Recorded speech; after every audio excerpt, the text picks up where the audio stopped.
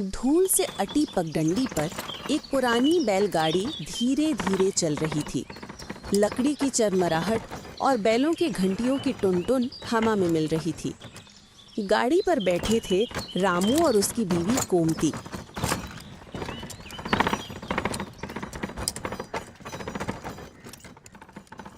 जैसे ही गाड़ी गांव के बाहर पुराने बरगद के पेड़ के पास पहुंची, गोमती की नजर उस पेड़ के नीचे जमी एक मूर्ति पर पड़ी। ए रामू, तू देख ना, ये कौन है? किधर से आई ये औरत?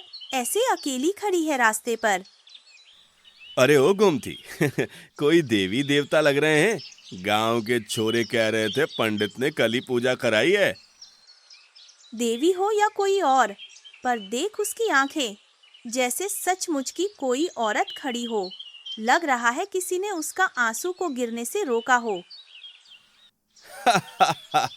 अच्छा, वो चाहे हंसे या रोए हमें क्या, हम तो सिर्फ राहगीर हैं, अपने सफर पे चलते हुए। यहाँ जो लोग हैं वही समझ पाएंगे कि उसकी मुस्कान के पीछे क्या दर्द छुपा है। बैलगाड़ी फिर आगे बढ़ गई। बस पीछे रह गई वो पत्थर की औरत, बरगद की छांव में खड़ी, उसी झुके हुए सिर और मौन निगाहों के साथ। उसी गांव में रहता था भीकन किसान। उम्र 45 के आसपास थी। उसकी बीवी चंपा 3 साल पहले बुखार से चल बसी थी। भीखन अकेला रह गया था, खेतों के साथ और अपनी बातें करने की आदत के साथ। वो बैलों को चारा डालता और फिर खुद से बड़बड़ाता। हे भगवान, मेरी जिंदगी में सुख ऐसे ही घूम फिर कर गायब हो जाता है, जैसे कटोरे के बीच में रखी रबड़ी पर बिल्ली की नजर पड़ जाए। हाँ, बस कुछ पल के लिए लगता है सब सही है, फिर जैसे हवा में उड़ जाता है। कभी लगता है ये मेरी किस्मत है, कभी लगता है बस जिंदगी मुझसे खेल रही है। गांव के लोग भीखन को मजाकिया समझते थे, लेकिन उसका हंसना भी एक दर्द छुपाता था।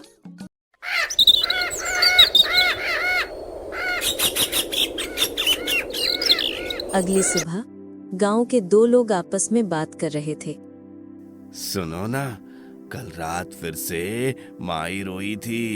मैंने खुद देखा, आंखों से पानी गिर रहा था। मुझे भी पता है, मैं भी वहां नहीं जाऊंगा। सूरज ढलते ही वहां जाना पाप है। कभी कभी तो लगता है कि मूर्ति के पीछे आत्मा खड़ी है। इसी बीच भीकन हल्की सी हंसी के साथ वहां आया। उसके हाथ में हल और बैलों की रस्सी थी। वो गांव वालों की बात सुनकर ठहाका मारते हुए बोला, अरे पागलों, मूर्ति रोती है, इस बात पर तुम सब डर रहे हो। आंखों में आंसू तो साफ दिखते हैं, पर कौन जाने शायद ये भी बस उसकी बूंदे हों जो उसके पत्थर के चेहरे पर गिर रही हों। ये डरने की कोई बात नहीं है। भीखन, ये मजाक नहीं, कल रात सच में। अरे छोड़ो, माई की बातें, पत्थर है वो, उसकी कोई भावनाएं नहीं होती।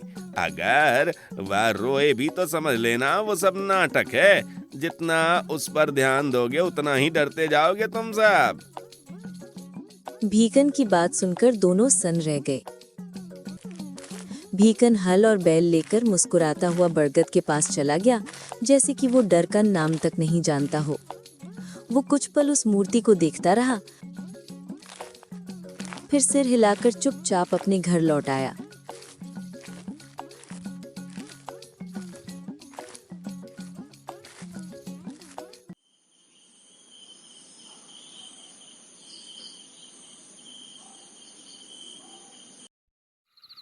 उस रात भीकन अकेला सोते हुए सोच रहा था।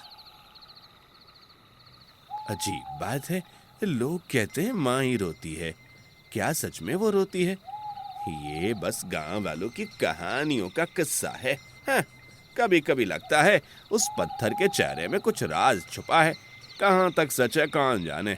बस एक चीज पता है, माई की आंखों में जो आंसू दिखते हैं वो किसी चीज का बोझ जैसे भारी हो।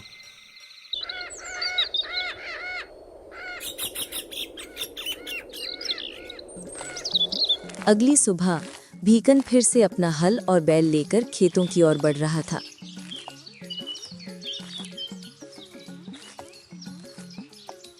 तभी उसकी नजर पड़ी पंडित पर, जो माई की मूर्ति को दूध अर्पित कर रहा था। ये नजारा देखकर भीकन ठहाका मारते हुए बोला, अरे वाह, माई को दूध भी पसंद है। अरे पंडित, पत्थर भी अब दूध पीने लग गए क्या? मूर्तियां दूध नहीं पीती। भीखन, पहले महीने रमेश ने इसी तरह मजाक में मूर्ति पर रंग लगा दिया था। उसी रात उसके बैल कुएं में गिर गए थे। तो ये माई अब बैल भी खा जाती है? वाह, सच में अब इससे डरना पड़ेगा। भीखन, मजाक और हंसी अच्छी बात है, पर कभी कभी ये हंसी भारी भी पड़ जाती है। भीकन मुस्कुराया, लेकिन उसके चेहरे पर एक हल्की गंभीरता भी झलक रही थी। वो बैल और हल लेकर खेत की ओर बढ़ गया और चलते हुए सोच रहा था, ओफ, ये गांव वाले भी ना अपनी हल बैल छोड़कर, खेत का काम भूलकर बस उसी मूर्ति के चक्कर में पड़े रहते हैं। लगता है जैसे माई ही उनकी पूरी दुनिया है और बाकी सब बस हवा में उड़ गया। कुछ दिनों बाद सांझ का समय था। मुखिया चबूतरे पर बैठे थे और गांव के लोग जमीन पर। भाइयों, देखो हमारी धरती कैसे सूखी पड़ गई। बरसात नहीं हो रही है, खेत सूख रहे हैं और हमारी फसलें खतरे में हैं। यह सिर्फ हमारा काम नहीं, बल्कि हमारी जिंदगी का सवाल है। हाँ मुखिया जी, हर रोज सूरज तपता है, ना हल चल पाता है ना पानी। मुझे तो लगता है माई नाराज हो गई हैं। माई नाराज है या नहीं वो मुझे नहीं पता। हमें तो अपनी जिम्मेदारी समझनी होगी। हमें सोच समझकर पानी बचाना होगा और अगर कोई उपाय है बारिश लाने का तो उसे अपनाना होगा। हम सबको मिलकर इसका हल ढूंढना होगा। मुखिया जी, क्या हमारी मेहनत से कुछ होगा इतनी सूखी जमीन पर? इतने में वहां भीकन आ पहुंचा और हंसते हुए बोला, अरे भाई लोगों, तुम्हें क्या लगता है माई इस गांव से नाराज हो गई हैं और इसलिए बारिश नहीं हो रही है? तुम सब माई के पास क्यों नहीं जाते और कहते माई थोड़ी बारिश करवा दो? इतना डरना किस बात का? भीखन भाई, अगर माई सच में नाराज हो गई तो लोग कहते हैं माई की नजर बड़ी तेज है। डरना अच्छी बात नहीं। अगर तुम लोग माई से इतना डरते हो तो मैं अकेला ही जाऊंगा, देखूंगा कि माई मुझसे सच में क्या करती हैं। और ये भी पता लगाऊंगा कि वाकई वो मायावी हैं जो इस गांव के बारिशों को रोक कर रखती हैं। हाँ, मैं अकेला ही जाऊंगा और माई से सीधे बात करूंगा। पर भीखन भाई, इस समय तो रात का है और माई की मूर्ति के पास जाना आसान नहीं। तो क्या हो गया? डरते डरते क्या होगा? माई देख रही हैं। चाहे डर दिखाओ या हिम्मत, बस चलते रहो, काम करते रहो और डर को पीछे छोड़ दो। पगला गया है क्या भीखन? रात में वहां मत जाना, नहीं तो। नहीं तो क्या मुखिया जी, माई मुझसे शादी कर लेगी क्या? और हाँ, तुम सब सोच रहे हो कि मैं वहां जाकर वापस नहीं आऊंगा। ठीक है, तब कोई बात नहीं, तुम सब कल मेरा यहीं इंतजार करना। इतना बोलकर भीकन अपने घर की ओर चल पड़ा। घर पहुंचकर उसने दीवार पर लटकी चंपा की पुरानी साड़ी को देखा। चंपा, अगर तू यहाँ होती तो ये सब ढोंग नहीं चलने देती। लोग डर और अफवाहों के पीछे भागते हैं, लेकिन तू तो सबको सच और हिम्मत दिखाती। और शायद मैं भी इतना अकेला महसूस नहीं करता। काफी देर तक बस देखता रहा, मानो उसमें किसी अनकही याद को ढूंढ रहा हो। कुछ देर बाद भीखन लालटेन उठाकर बरगद के पेड़ की ओर चल पड़ा।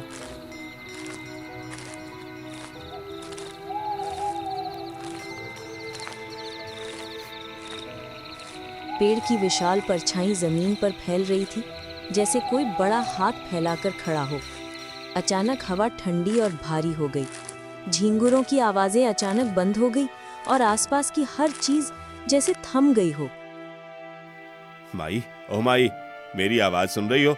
गांव वाले कह रहे हैं कि तू नाराज हो गई है, इसलिए हमारी फसल सूख रही है, खेत बंजर हो गए हैं। अगर तुम बारिश करवा दोगी तो मैं गांव वालों से पूजा करवाऊंगा। बस बता दो, ये ठीक रहेगा? पर उसे वहां कोई जवाब नहीं मिला। लेकिन तभी लालटेन की लौ अचानक झिलमिलाई और बुझ गई। तभी पत्थर की मूर्ति की आंखों में अजीब सी नमी चमकी। ऐसा लगा जैसे सचमुच कोई आंसू गिरा हो। अरे, लगता है गांव वाले सच कह रहे थे, ये सच में रो रही है। आंखों में जो नमी है वो सिर्फ पत्थर की नहीं लगती, जैसे कोई सचमुच अपने दर्द और तकलीफों के साथ यहाँ मौजूद हो। भीखन वहां से लौट आया, पर रात भर उसे नींद नहीं आई। बरगद की दिशा से किसी औरत के धीरे धीरे सिसकने की आवाज आती रही थी और लग रहा था जैसे कोई दूर से उसे पुकार रही हो।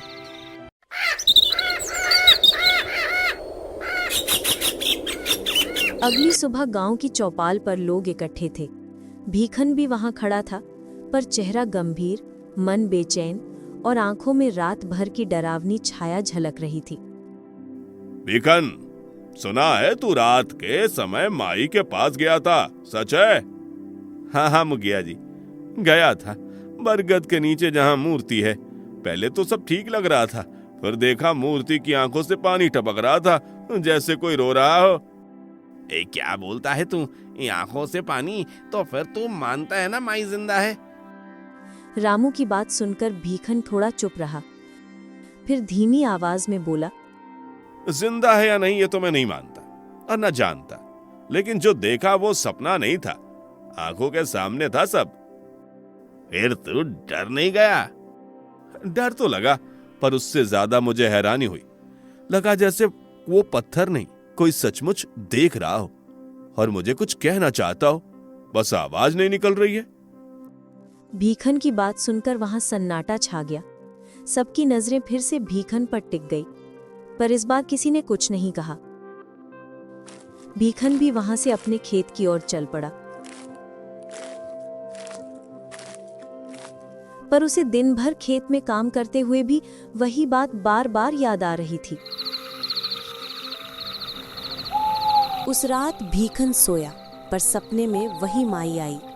पत्थर की औरत अब भी घूंघट में थी, पर इस बार उसकी आंखें सीधे भीखन की तरफ देख रही थी और उसने बोला, भीखन, सच्चाई ढूंढेगा तो डर लगेगा, लेकिन मत रुकना। ये डर ही तुझे उस जगह तक ले जाएगा जहां बाकी लोग पहुंचने से डरते हैं। भीखन चीख कर उठा। चंपा, पानी दे। वो पसीने से तरबतर था। घर में सब खाली था। चंपा की याद केवल दीवार पर लटकी साड़ी में बसी थी। तभी दरवाजे के बाहर से वही आवाज गूंजी, भीखन, हर रहस्य के पीछे अंधेरा होता है और उस अंधेरे में ही कभी कभी सच की झलक मिलती है। बस याद रखना, जो सच को देख लेता है वो पहले जैसा कभी नहीं रहता। वो आवाज सुनकर भीखन ने ठनक कर मन ही मन कहा, अब जो भी हो, मैं जानूंगा इस माई का सच। चाहे इसके पीछे कोई चमत्कार छिपा हो या धोखा, मैं सब देखूंगा। बहुत दिन से लोग इस माई से डरते डरते हैं। अब वक्त है जानने का, ये माई हमें बचा रही है या बांध रही है। आज नहीं तो कभी नहीं, अब मैं पीछे नहीं हटूंगा।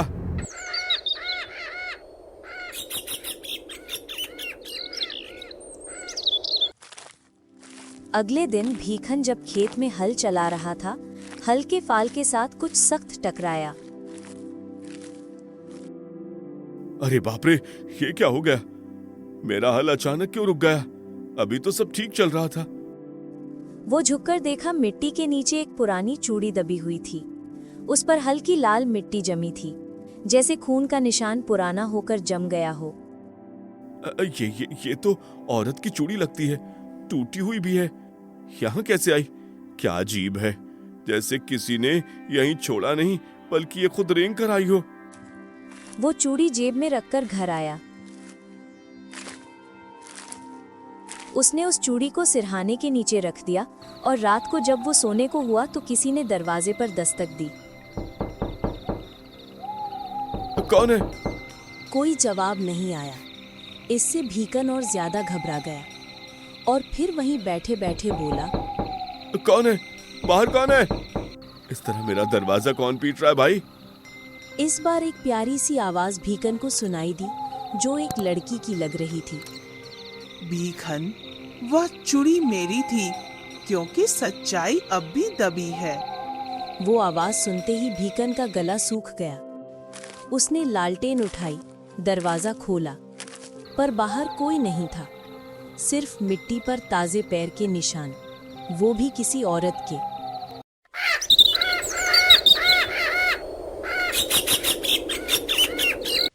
अगले दिन भीकन गांव के बूढ़े मधवलाल काका के पास पहुंचा और उसने पूछा, काका, एक बात पूछूं? माई की असली कहानी इस गांव में कोई जानता भी है क्या? सब डरते हैं, पूजा करते हैं, लेकिन किसी ने कभी ये जानने की कोशिश नहीं की थी वो कौन थी, क्यों बनी पत्थर, और आखिर क्यों आज तक उसकी आंखों में चैन नहीं, सुख भी नहीं। काका ने बीड़ी सुलगाई, धुएं की लकीर छोड़ी और धीरे धीरे बोला, बेटा, ये बात बहुत पुरानी है। जब ये गांव नया नया बसा था, तब यहाँ एक औरत रहती थी। नाम था सुधा। गरीब थी मगर दिल की बहुत साफ। उसका आदमी सरदार के खेतों में मजदूरी करता था। दिन भर धूप में जलता और शाम को बस रोटी का टुकड़ा लेकर घर लौटता। काका थोड़ी देर चुप रहा और फिर बीड़ी का कश लगाते हुए बोला, एक दिन सरदार की नजर सुधा पे पड़ गई। वो नीच आदमी था बेटा। ताकत के नशे में चूर कई बार सुधा पर उसने गलत नजर डाली, मगर सुधा ने बात टाल दी। मगर सरदार का मन और बिगड़ता गया। जब एक रात उसका मर्द खेत पर था, सरदार जबरन उसके घर में घुस आया, मगर सुधा ने उससे बचकर रोती हुई बरगद के रास्ते की ओर भागना शुरू किया। फिर क्या हुआ काका? सुबह जब गांव वाले को सुधा ने अपने बचाव में जो कहा, किसी ने उसकी बात नहीं मानी। उल्टा सबने उसी को दोषी ठहरा दिया। बोले उसने ही सरदार को फंसाया है। उसका आदमी भी शर्म से मुंह फेर लेता है। किसी ने उसकी बात नहीं सुनी, किसी ने उसकी आंखों में आंसू नहीं देखे। और कहते हैं कि उसी रात वो बरगद के नीचे बैठ गई, रोती रही, चीखती रही और फिर धीरे धीरे पत्थर बन गई।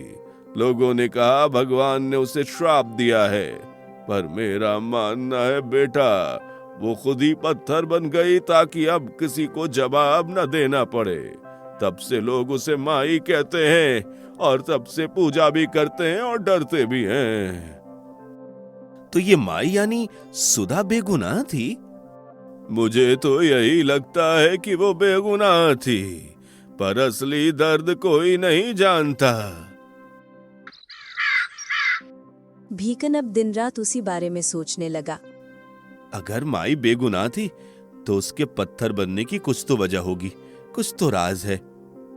वो तय करता है कि आज की रात ही माई की मूर्ति के पास जाएगा, पर चंपा की पुरानी तस्वीर को देखते हुए बोला, देख चंपा, अब की बार अगर मैं नहीं लौटा तो मुझ पर हंसना मत। मैं बस एक औरत की इज्जत का हिसाब लेने जा रहा हूं।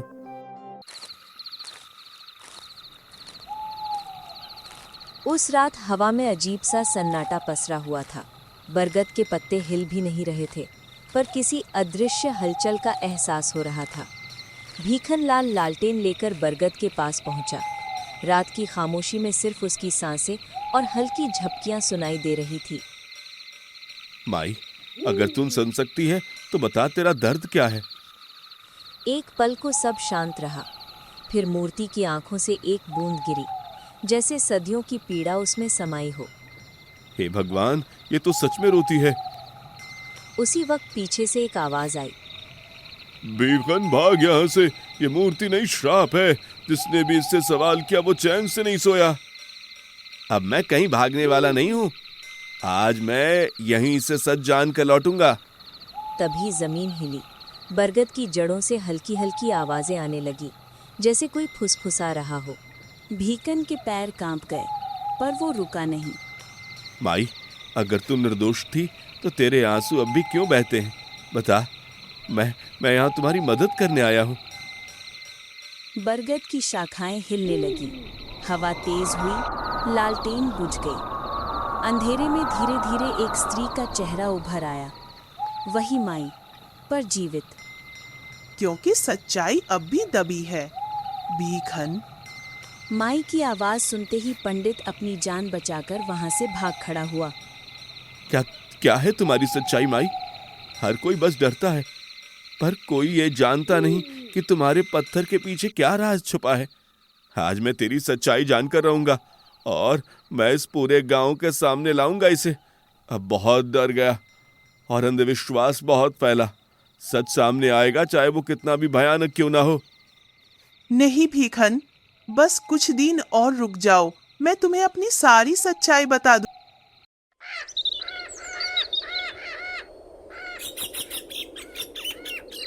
सुबह हुई। भीखन अपने आंगन में खटिया पर सोया हुआ था। जब उसकी आंख खुली तो पंडित और गांव के कुछ लोग उसे अपने घर में देखकर सन्न रह गए। क्या हुआ? तुम सुबह सुबह मेरे घर क्या कर रहे हो? कहा था ना वो श्राप है। नहीं पंडित जी, वो श्राप नहीं है, अन्याय है और मैं उस अन्याय को खत्म करूंगा। उसी दिन भीखन सरपंच जी के घर पहुंचा, जहां 2-4 लोग बैठे थे। उसने सबके सामने बोला, माई निर्दोष थी। गांव ने झूठा इल्जाम लगाया था और जब तक उसका नाम साफ नहीं होगा तब तक वो यहाँ चैन से नहीं रहने देगी किसी को। भीखन की बात सुनकर लोग सन्न रह गए। सरपंच जी गुस्से से बोले, अरे पगले, तू धर्म के खिलाफ जा रहा है। ये सब श्राप है, सच्चाई नहीं। श्राप तो आप सभी का डर है सरपंच जी। आप सभी को सच्चाई बोलने में डर क्यों लगता है? उस रात अंधेरा और भी गहरा था। हवा में उसे एक जानी पहचानी खुशबू महसूस हुई। उस बरगद के पेड़ के नीचे की मिट्टी देख, सच्चाई वही है। वो आवाज सुनकर भीखन का दिल जोर से धड़कने लगा।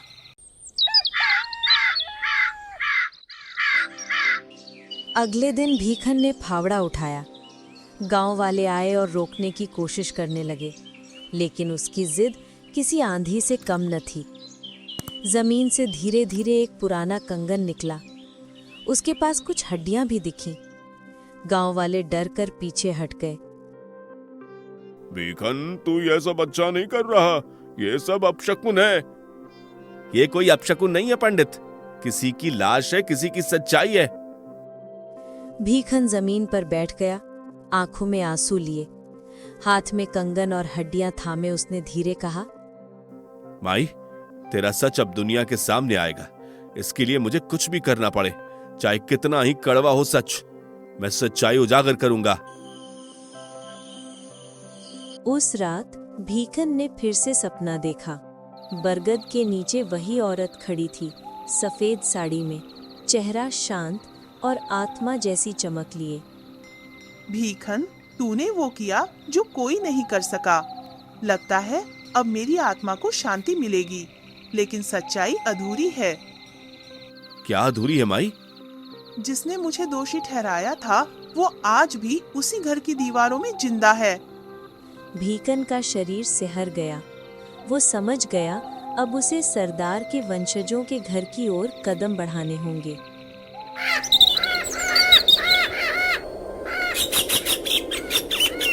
अगले दिन अचानक ही सरदार के खानदान का पुराना घर आग से जलने लगा।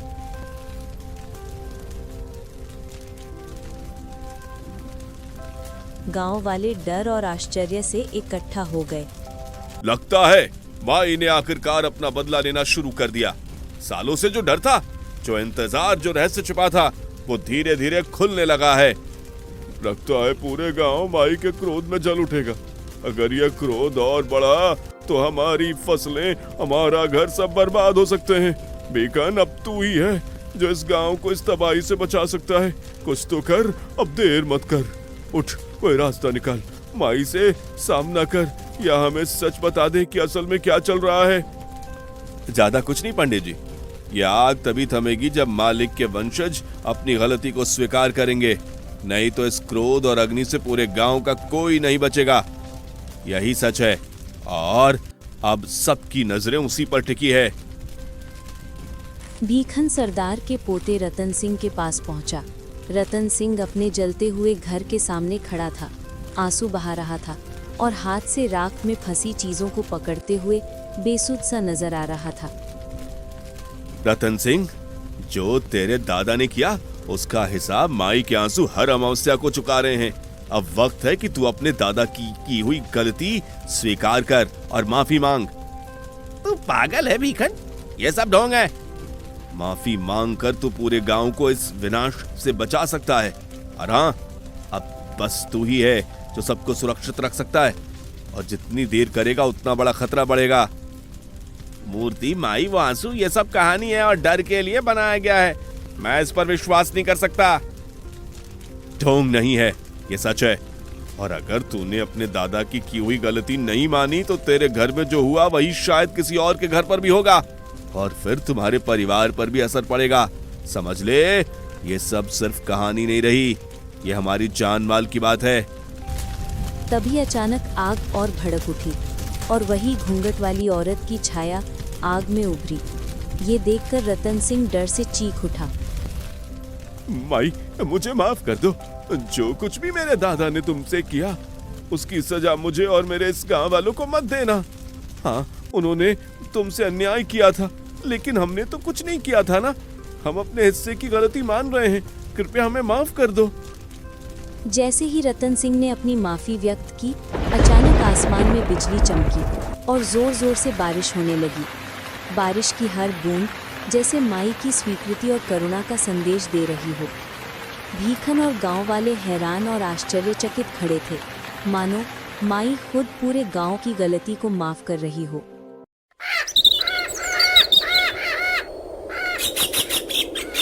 अगली सुबह मूर्ति की आंखें अब सूखी थीं। कोई आंसू नहीं, बस एक हल्की मुस्कान, जैसे सदियों बाद किसी को सुकून मिला हो। अब चैन से रहना माई, तेरी कहानी अब पत्थर नहीं, इंसानों के दिल में रहेगी। पथराई हुई औरत अब सिर्फ पत्थर नहीं रही, वो कहानी बन गई। उस औरत की जिसने अन्याय के आगे झुकने के बजाय पत्थर बनना चुना, और उस किसान की जिसने डर के आगे सच्चाई का दीपक जलाया। भीखन ने साबित किया कि डर अंधविश्वास में नहीं, सच्चाई को छुपाने में होता है। ए जी, घर में खाने पीने का सारा सामान खत्म हो गया है। अगर तुम शीघ्र ही किसी को ठग कर धन नहीं लाए तो हमें भूखा मरने की नौबत आ जाएगी। कहती तो तुम ठीक हो बिमला, लेकिन गांव वाले तो अब मेरी सारी चाल को पहचान चुके हैं, इसलिए वे अब मेरे झांसे में नहीं आते। कुछ भी करो जी, पर रुपयों का प्रबंध शीघ्र करो, वरना कल से खाने को कुछ भी नहीं मिलेगा। ठीक है भाग्यवान, अब तुम जाकर अपना काम करो और मुझे कुछ नई तिकड़म लड़ाने दो। बिमला तो चली गई और बिरजू सोच में डूब गया। तभी बिरजू को घर के अंदर अचानक एक पीतल की छोटी सी मूर्ति पर नजर पड़ी। क्यों ना इस पीतल की मूर्ति पर सोने का पानी चढ़ाकर इसे किसी मूर्ख व्यक्ति को सोने के भाव में बेच दूं। बिरजू ये सोचकर झटपट पीतल की मूर्ति उठाता है और गांव के सुनार के पास जाकर बोलता है, भाई जरा इस पीतल की मूर्ति पर सोने का पानी तो चढ़ा देना, इस पर तुम्हारा जो भी खर्च आएगा मैं तुम्हें दे दूंगा। लगता है आज फिर से कोई नई खुरापात सूझी है बिरजू तुझे। आज इस मूर्ति के जरिए किसको ठगना है, जरा हमें भी बता दो। अरे नहीं सुनार भाई, मैंने कब की ठगी का धंधा छोड़ दिया है। यह मूर्ति जरा मैली हो गई है, इसलिए मैंने सोचा कि क्यों ना इस पर सोने का पानी चढ़ा दिया जाए। 900 चूहे खाकर बिल्ली हज को चली, इसकी बात को तो विश्वास नहीं होता, फिर भी हमें क्या करना। सोचकर सुनार ने जल्दी ही पीतल की मूर्ति पर सोने का पानी चढ़ा दिया। सोने का पानी चढ़ते ही मूर्ति सोने की मूर्ति जैसी ही प्रतीत होने लगी। बिरजू सुनार को पैसे देकर मूर्ति घर ले आया। सुनो बिमला, कल सुबह मैं दूसरे गांव जाकर इस पीतल की मूर्ति को सोने के भाव में बेच दूंगा, तब तुम्हारी सारी शिकायतें दूर हो जाएंगी। मुझे तुम्हारी अकल पे पूरा भरोसा है जी, अब चलकर भोजन कर लीजिए।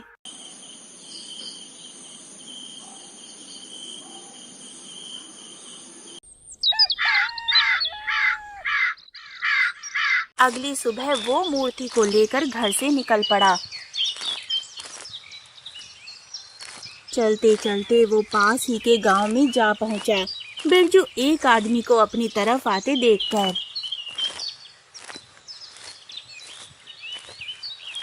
क्यों ना आज इसे ही ठगा जाए। और बिरजू उस आदमी के पास पहुंचकर, क्या भाई, तुम इस कनस्तर में क्या लेकर जा रहे हो? इस कनस्तर में गाय का शुद्ध देसी घी है। मैं इसे बेचने के लिए दूसरे गांव ले जा रहा हूँ। इस पीतल की मूर्ति के बदले यदि इससे देसी घी का ये कनस्तर हथिया लूं तो ठीक रहेगा। घी के पूरे कनस्तर को बेचने पर मुझे बहुत मुनाफा मिलेगा। इतना सोचकर बिरजू केदार से कहता है, भाई, मेरा नाम बिरजू है। मैं पास के गांव भगवानपुर का रहने वाला हूँ। मेरी पत्नी बीमार चल रही है। वैद्य जी ने उसे गाय का देशी घी खाने के लिए कहा है। यदि तुम ये कनस्तर मुझे दे दो तो तुम्हारा मुझ पर बड़ा उपकार होगा। लेकिन इस घी के कनस्तर के बदले तुम मुझे क्या दे सकते हो? उसकी बात सुनकर बिरजू झटपट वो मूर्ति देते हुए कहता है, भाई, इस समय तो मेरे पास ये मूर्ति है। यदि तुम उचित समझो तो इस मूर्ति के बदले मुझे अपना कनस्तर दे दो। केदार बिरजू के हाथों से मूर्ति लेकर उसे उलट पलट कर देखता है।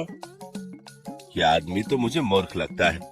इस बहुमूल्य सोने की मूर्ति के बदले ये घी का कनस्तर लेना चाहता है।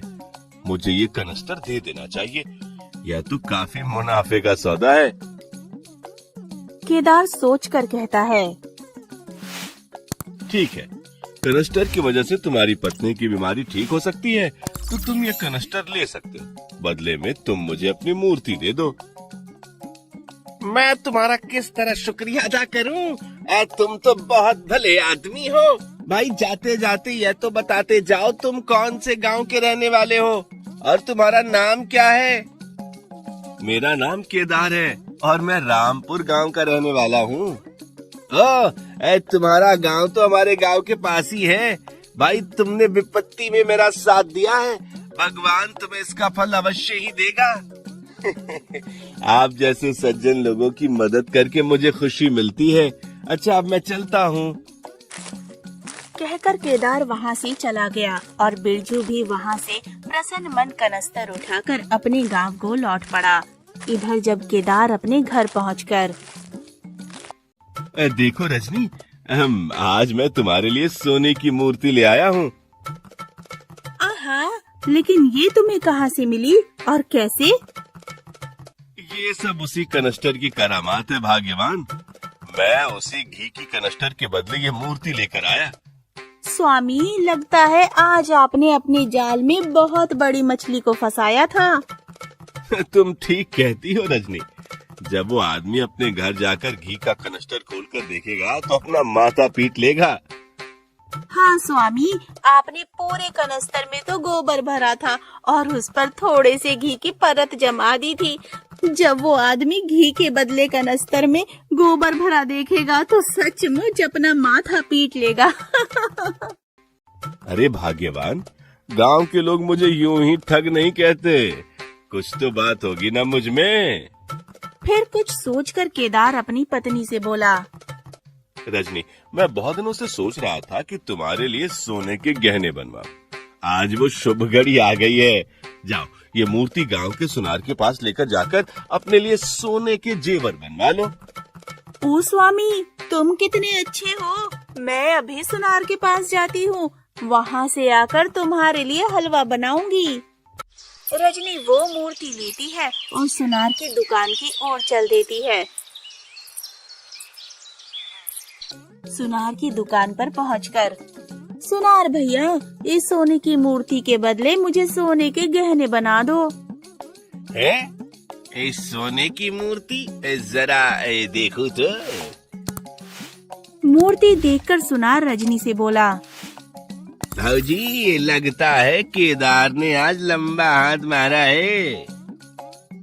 अरे नहीं सुनार भैया, ये मूर्ति तो हमारी खानदानी मूर्ति है, कोई ठगी का नहीं है।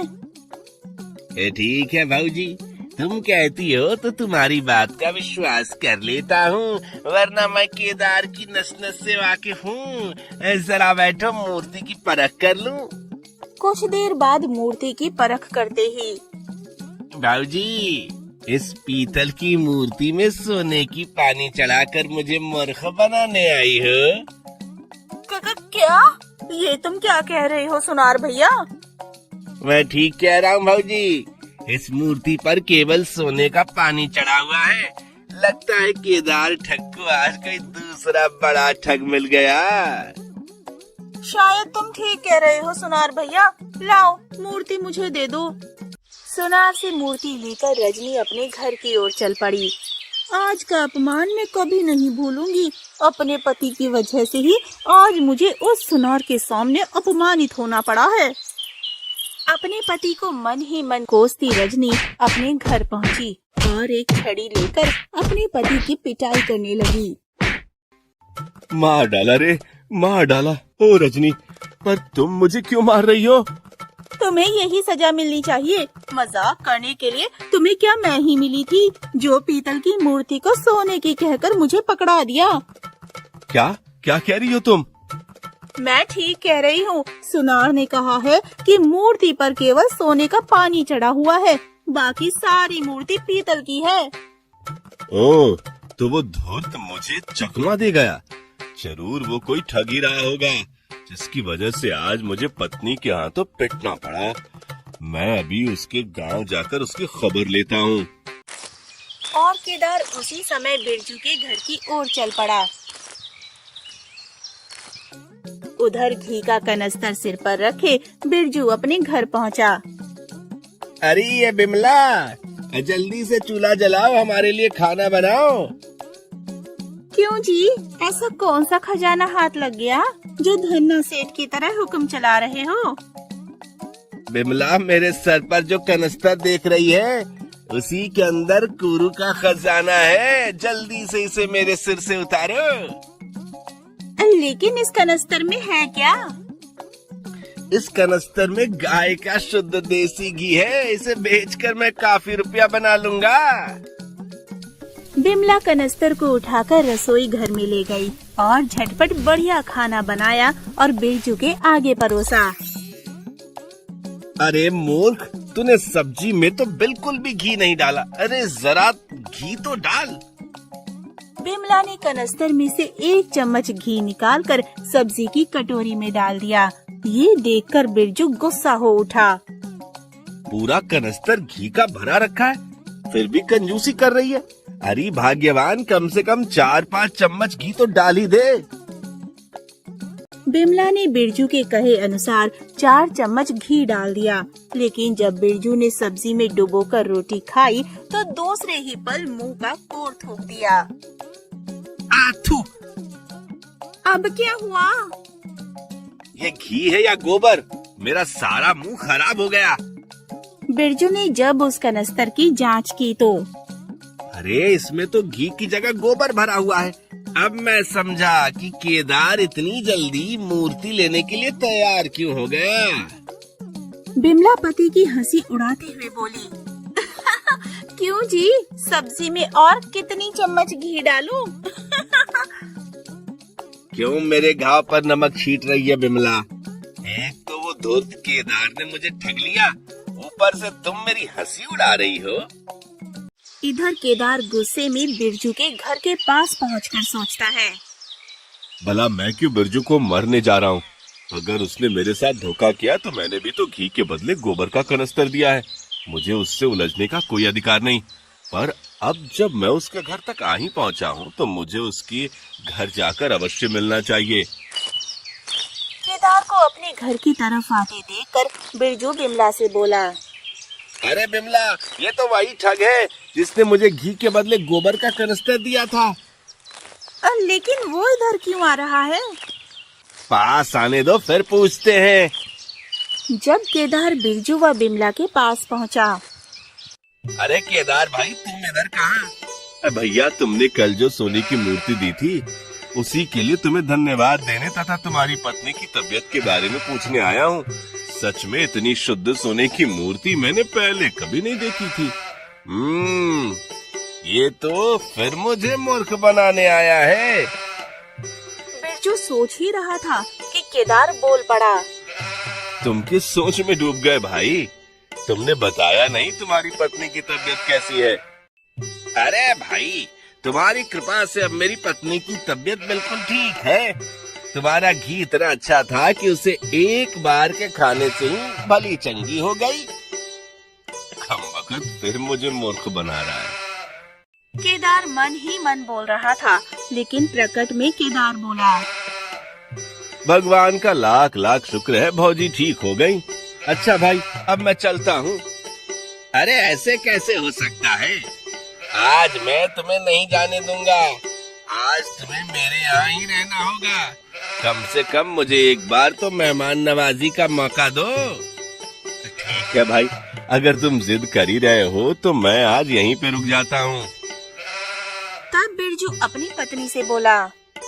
बिमला, जाओ केदार के लिए भोजन तैयार करो। आज ये हमारे मेहमान हैं। बहुत अच्छा स्वामी, लेकिन आप लोग भीतर तो चलिए। बिरजू केदार को अपने घर के भीतर ले गया और बिमला खाना बनाने के लिए रसोई घर में चली गई।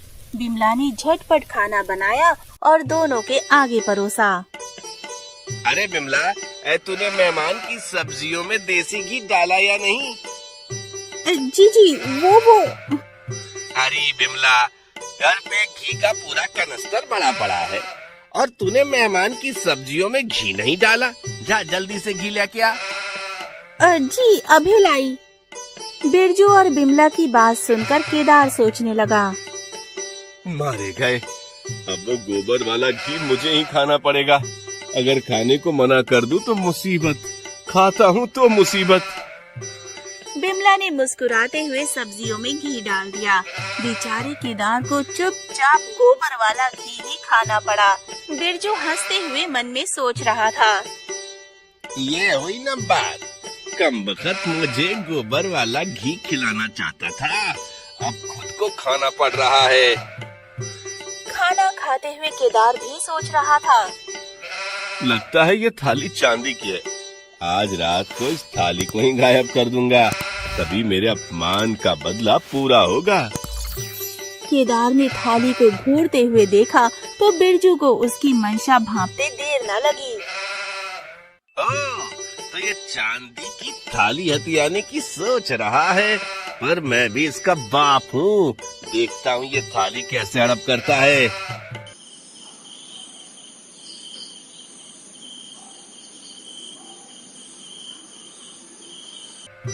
दोनों खाना खाकर सोने लगे। केदार कुछ ही पल में सो गया। बिरजू कुछ सोचकर, क्यों ना इस छीके में चांदी की थाली में पानी भर दूं। अगर ये धूर्त थाली को छीके से उतारने की कोशिश करेगा तो थाली से भरा पानी इसके ऊपर गिर जाएगा और मैं जग जाऊंगा। तब मैं इसे रंगे हाथों पकड़कर शर्मिंदा कर सकूंगा। बिरजू ने ऐसा ही किया और नीचे चारपाई बिछाकर आराम से सो गया। लेकिन केदार भी कम नहीं था, बल्कि एक आंख खोले चोरी चोरी बिरजू की सारी करामात देख रहा था। लगता है बिरजू मेरे बेचारों को जान गया था, तभी इसने थाली को इतनी सुरक्षित जगह रख दिया। पर मैं भी इस बिरजू का बाप हूँ, इस थाली को तो लेकर ही रहूंगा। कुछ सोचकर केदार घर से बाहर निकला और बाहर खड़े पपीते के पेड़ को देखकर सोचता है। पपीते के पेड़ का डंठल खोखला होता है, इसका एक डंठल तोड़ लूं तो मेरा काम बन जाएगा। पपीते के पेड़ से एक डंठल तोड़कर केदार वापस कमरे में आ गया और कोने में रखी एक ऊंची सी कुर्सी धीरे से बिरजू की चारपाई के पास सरकाकर उस पर चढ़ गया। अब पपीते के डंठल से थाली का सारा पानी पी जाऊंगा, उसके बाद आराम से थाली को छीके से उतार लूंगा। उसने सारा पानी पीकर सावधानी से थाली उतारी और कुर्सी को यथास्थान रख दिया। अब इस चांदी की थाली को घर के बाहर वाले तालाब के किनारे दबाऊं, कल वापस जाते समय वहाँ से निकाल लेता आऊंगा। थाली लेकर केदार तुरंत तालाब के किनारे पहुँचा और उसी कीचड़ में दबा दिया। थाली को कीचड़ में दबाकर वो चुपचाप अपनी चारपाई पर आकर सो गया। लेकिन जब आधी रात के बाद अचानक बिरजू की आंखें खुली। अरे चीकी पे तो चांदी की थाली ही नहीं है। कहीं केदार चांदी की थाली लेकर भाग तो नहीं गया? हड़बड़ाकर उसने केदार की चारपाई की ओर देखा। अरे ये तो मजे से सोया है। फिर थाली किसने चुराई? कुछ सोचकर बिरजू उठकर केदार की चारपाई के पास आया और चादर हटाई। अरे इसके पाँव में तो कीचड़ लगा हुआ है। लगता है ये तालाब के पास गया था। कहीं ये थाली वहीं तो छिपा कर नहीं आया। जरूर यही बात होगी। बिरजू उसी समय तालाब की ओर गया और थोड़ी सी खोजबीन के बाद उसे कीचड़ में दबी हुई चांदी की थाली मिल गई। उसने थाली लाकर फिर से उसको छिपा कर रख दिया और फिर सो गया।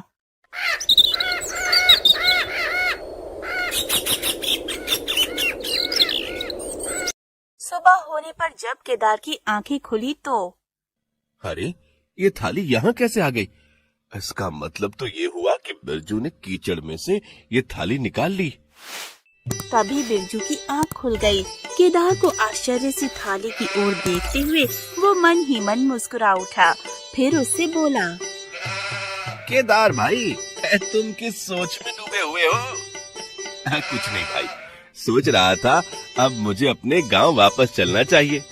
अरे नहीं, भला ऐसा कैसे हो सकता है?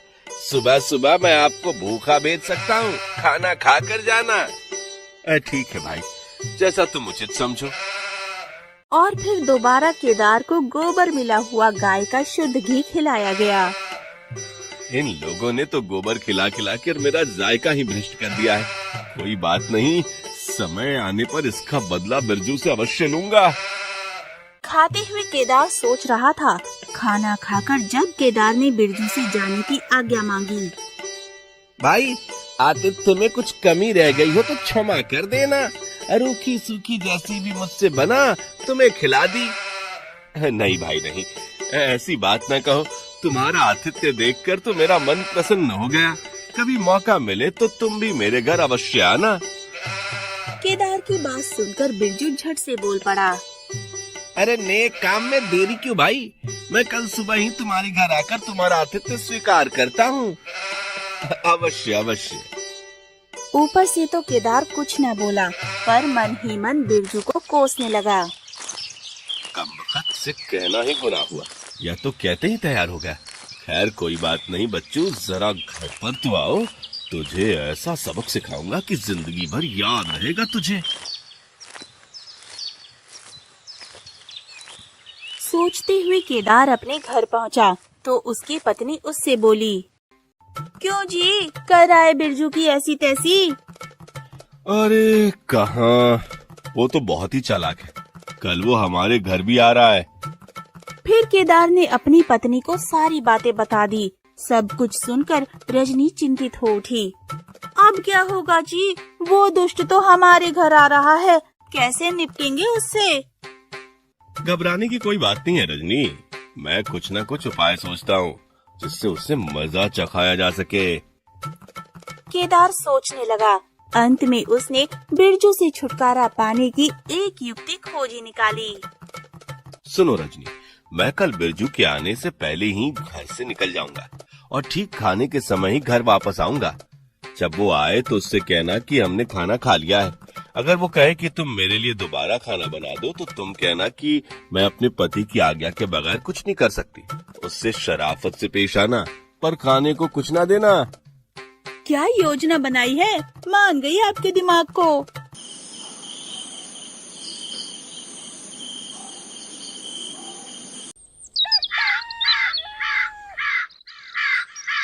दूसरे दिन बिरजू के आने से पहले ही केदार अपने घर से चला गया। उसके जाने के बाद बिरजू जब केदार के घर पहुंचा, कहिए क्या बात है, कौन है आप? मैं लोचनपुर से आया हूँ। केदार जी ने दोपहर को भोजन के लिए मुझे यहाँ बुलाया है। ओह, लेकिन आपके मित्र तो घर में नहीं है और ना ही उन्होंने मुझे बताया है कि आप आने वाले हैं। फिर भी आप अंदर आकर बैठिए, वे आते ही होंगे। ठीक है, मैं बैठकर उनकी प्रतीक्षा कर लूंगा। रजनी बिरजू को घर के अंदर ले आई और आंगन में बिछी चारपाई पर बैठाकर बोली, मुझे दुख है भाई साहब, आपके मित्र यहाँ नहीं हैं। अगर वो यहाँ होते तो आपके लिए एक मुर्गा हलाल अवश्य करते। भाऊजी आप चिंता न कीजिए, अगर केदार जी बाहर गए हैं तो मैं स्वयं अपने लिए मुर्गा हलाल किए लेता हूँ। उसकी बात सुनकर रजनी घबराती हुई बोली, अरे नहीं नहीं, ऐसा गजब ना करना। मेरे पति बहुत ही कुशल स्वभाव के हैं, मैं उनकी मर्जी के खिलाफ कोई कार्य नहीं करती। अगर आपने मुर्गा हलाल कर दिया तो वे मेरे ऊपर बहुत नाराज होंगे। रजनी की बातों का बिरजू पर कोई असर ना हुआ। घूम रहे एक तंदुरुस्त मुर्गे को बिरजू ने पकड़ लिया। इतनी जल्दबाजी ना कीजिए भाई साहब, थोड़ी प्रतीक्षा तो कर लीजिए। लेकिन बिरजू कब उसकी बात मानने वाला था। उसने आँख देखा ना ताब तुरंत मुर्गे की गर्दन तोड़ डाली। हेलो भाऊजी, मेरे लिए मुर्गा बना दो और चिंता ना करो, मैं केदार को समझा दूंगा। ठीक है, जब आपने मुर्गा मार ही दिया है तो अब बनाना ही पड़ेगा। रजनी मुर्गा लेकर चली गई। इसके बाद कई घंटे बीत गए, दोपहर हो गई, पर रजनी मुर्गा बनाकर नहीं लाई। बिरजू समझ गया कि केदार जानबूझकर ही घर से गायब हुआ है, लेकिन बिरजू भी ढीठ बनकर वहाँ बैठा रहा। अब सांझ होने को हुई थी कि केदार घर आया, बिरजू को उसकी चारपाई पर सोया हुआ देखकर। अरे ये कमबख्त तो अभी तक यहीं जमा हुआ है, अब इसे भोजन कराना ही होगा। फिर कुछ सोचकर, अरे मित्र तुम कब आए? बस अभी अभी आकर बैठा था। माफ करना मित्र, एक आवश्यक कार्य से अचानक ही दूसरी गांव जाना पड़ा और जल्दबाजी में मैं अपनी पत्नी को भी तुम्हारे आने के बारे में बता नहीं सका। कोई बात नहीं मित्र, ये सब तो चलता ही रहता है। केदार बिरजू को अपने साथ अंदर ले गया। अजी सुनती हो, मेहमान आए हैं, जल्दी से मुर्गा बनाओ। अच्छा जी, अभी बनाती हूँ। फिर बिरजू को कमरे में बिठाकर केदार रसोई घर में पत्नी के पास पहुँचा। सुनो, इस आदमी का इलाज अच्छी तरह से करना है। जब मुर्गा तैयार हो जाए तो तुम उसे चांदी की छोटी सी कटोरी में देना और बाकी सारा मुझे कांसे के बड़े कटोरी में देना।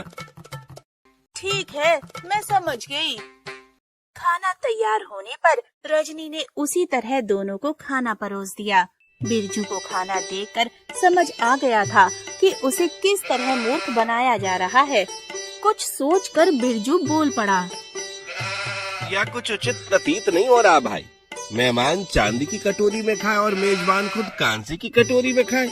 लाओ, कांसे की कटोरी मुझे दे दो। अरे नहीं नहीं नहीं नहीं, रहने दो, मैं कांसे के बर्तन में ही खा लूंगा। केदार ने लाख मना किया पर बिरजू नहीं माना। उसने केदार के आगे से कांसे की कटोरी खींच ली और उसके आगे चांदी की कटोरी रख दी और कांसे के बर्तन में से फटाफट मुर्गा खाने लगा। उसने तो मेरी योजना सफल कर दी। अब या तो खूब पेट भर खाएगा और मैं भूखा रहूंगा। केदार सोच में डूबा हुआ था। बिरजू अपनी ही धुन में खा रहा था। केदार कुछ सोचकर, बिरजू भाई, हमारे यहाँ रोज रात को एक प्रेत आता है और खूब उत्पात मचाकर चला जाता है। केदार भाई, ये मुर्गा बहुत अच्छा बनाया है भौजी ने। पहले खाने दो, प्रेत के आने दो, उसे भी देख लेंगे। बिरजू अपनी ही धुन में खाए जा रहा था कि केदार ने अपनी पत्नी को दीपक बुझाने का इशारा किया। रजनी ने तुरंत दीपक बुझा दिया। केदार भाई, ये क्या हुआ? दीपक कैसे बुझ गया? लगता है ये सब उसी दुष्ट प्रेत का काम है। कहने के साथ ही केदार ने हाथ बढ़ाकर बिरजू के आगे रखा कांसे का बर्तन उठाना चाहा, पर बिरजू ने तुरंत भाप लिया और फौरन केदार का हाथ थाम लिया और फिर उसे पीटना शुरू कर दिया। अब बोल दुष्ट प्रेत, मेरा बर्तन चुराएगा, मेरे साथ और होशियारी करेगा। अरे बचाओ बचाओ, मार डाला रे। अरे रे, मेरे पति को क्यों मार रहे हो? उसे छोड़ दो। बाजी तुम हट जाओ। मैं आज इस प्रेत को छठी का दूध याद दिला कर ही रहूंगा। आज के बाद फिर कभी तुम्हारे घर नहीं आएगा। अरे नहीं नहीं, छोड़ दो इन्हें। मार डाला रे, मार डाला। ये क्या कर रहे हो बिरजू भाई? मैं प्रेत नहीं केदार हूँ। और कोई चारा ना देखकर रजनी ने झटपट बुझा दीपक फिर से जला दिया। अरे केदार भाई, ये तो मैंने तुम्हारा हाथ थाम रखा है। वह दुष्ट प्रेत कहाँ गया? भाई प्रेत वेत कुछ नहीं था। ये सब तुम्हें झांसा देने के लिए हमने नाटक रचा था, लेकिन हम खुद ही अपने नाटक में फंसकर पिट गए। कहकर केदार ने बिरजू को सारी बातें बता दी। सब कुछ सुनकर बिरजू हंसता हुआ बोला, देख लो भाई, चालाक आदमी से चालाकी करनी कितनी महंगी पड़ती है। तुम ठीक कह रहे हो भाई। यदि मैं शेर हूँ तो तुम सवा शेर हो, इसलिए मैं तुमसे टकरा कर जीत नहीं सकता। तुम जीते, मैं हारा। अगर आप लोगों को हम दोनों की ये जुगलबंदी कहानी अच्छी लगी हो तो कृपया कमेंट बॉक्स में जरूर बताएं। हम दूसरे भाग भी लेकर आएंगे।